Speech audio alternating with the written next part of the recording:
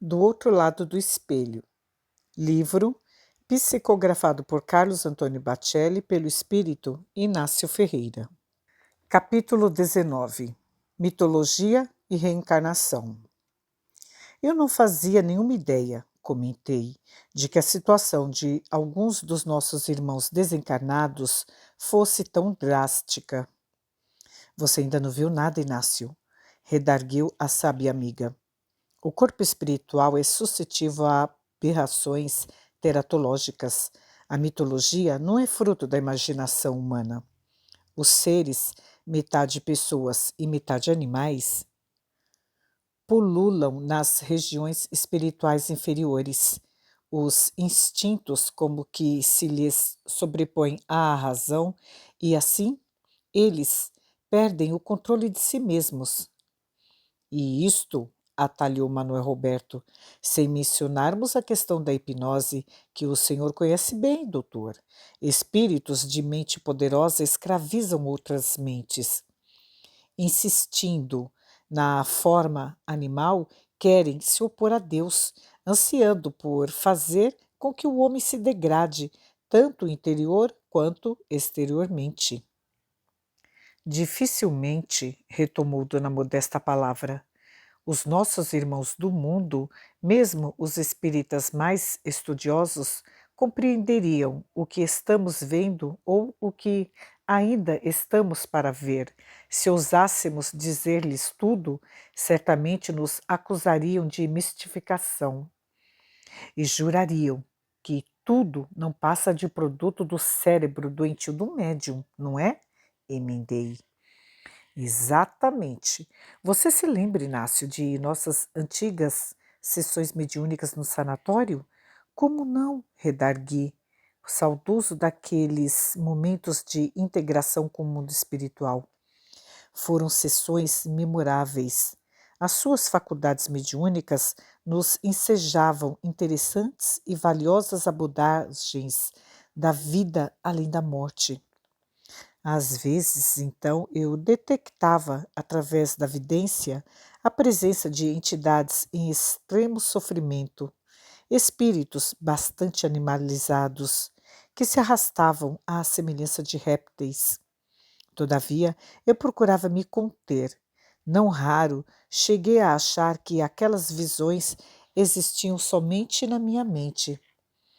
Mas, quando deixei o corpo, pude constatar a realidade.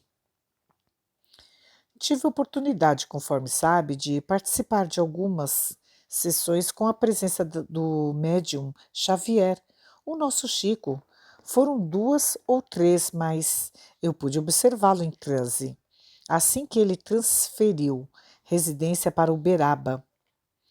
As históricas reuniões mediúnicas, sem censura, lembrou Manuel Roberto, realizado no Centro Espírita Uberabense. Correto. O Chico e outros médiuns de psicofonia, sob a supervisão de nossos mentores, na segunda metade dos trabalhos mediúnicos, concediam passividade aos espíritos em situação de extremos sofrimentos. As chamadas utopia, sim, Manuel, as cadeiras eram arredadas da mesa central e, em transe inconsciente, tomados por essas entidades que perderam provisoriamente a forma humana, os médiuns se lançavam no chão e passavam a rastejar como animais. Não falavam, mas apenas emitiam sons característicos, rosnando como porcos, sibilando como serpentes, ladrando como cães. E nós, os doutrinadores, não tínhamos o que fazer a não ser orar em voz alta e tentar retirá-los daquela terrível fixação. Este fenômeno era comum entre os egípcios ao tempo dos faraós, considerou Dona Modesta.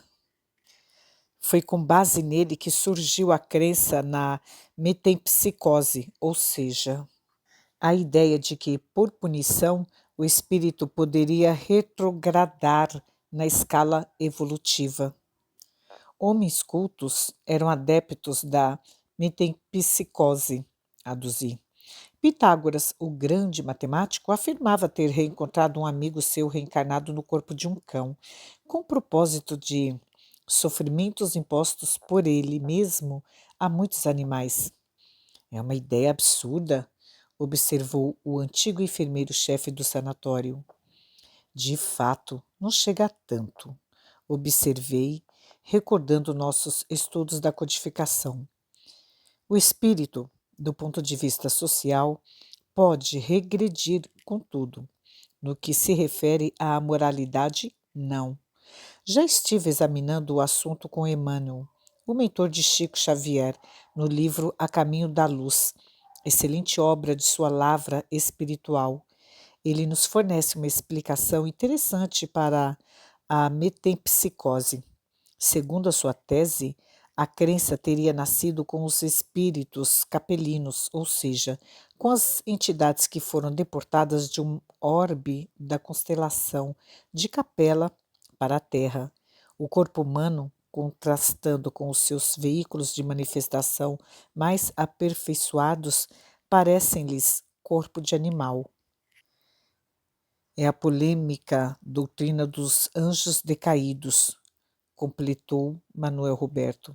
Sim, e que neste sentido não é tão destituída assim de fundamento. Grandes verdades às vezes se camuflam, aparteou Dona Modesta. Vejamos as famosas lendas que envolvem a figura dos vampiros, dos lobisomens. Nesta altura da conversa que entabulávamos, uma daquelas entidades espirituais cuja forma lembrava um morcego ou um gafanhoto, sei lá, aproximou-se.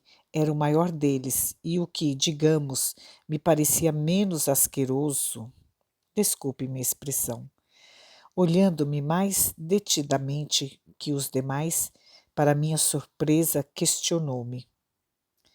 O doutor Inácio Ferreira, não é? Sim, meu irmão, respondi, para lhe ser útil.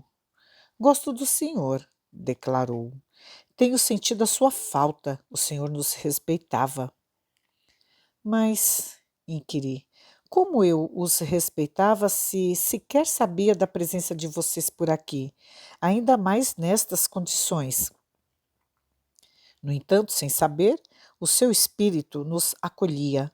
A transparência dos seus sentimentos, doutor. O senhor foi uma das poucas pessoas sinceras que conheci. Não, ou seja, há muita hipocrisia entre os religiosos. Aliás, o mundo todo é um lixo. Não vale a pena a luta pela sublimação. Nós não nos permitimos avançar. Quando alguém nosso ameaça se aprumar, puxamo-lo para baixo. Digo-lhes que, não obstante criatura deformada, aquela entidade conservava a faculdade da palavra e expressava-se muito bem. Entendíamos-nos sem que ambos quase não tivéssemos necessidade de movimentar os lábios. Aliás, não dei por mim quando, no mundo espírita, comecei a ler pensamentos e a me comunicar simplesmente pensando. Quem é você? Indaguei, curioso por sua verdadeira identidade. Não importa, sou apenas um número. Sabe quem somos, doutor. Nos faz sofrer, ou melhor, saber quem nós somos, doutor, nos faz sofrer ainda mais, retrucou filosoficamente. Entretanto, a vida não cessa com a morte. A imortalidade existe. A dor também não cessa. Para que tornarmos-nos qual Jesus Cristo um dia? Para continuarmos sofrendo? Subir para depois descer? Ao que imagino, a vida é um eterno recomeçar. Chegamos perfeitos ao Criador e, em seguida, perdemos a memória, fazendo-nos de novo simples e ignorantes. Você supõe que seja assim, não é? Dependurado no galho de uma árvore, meu irmão, perdoe-me.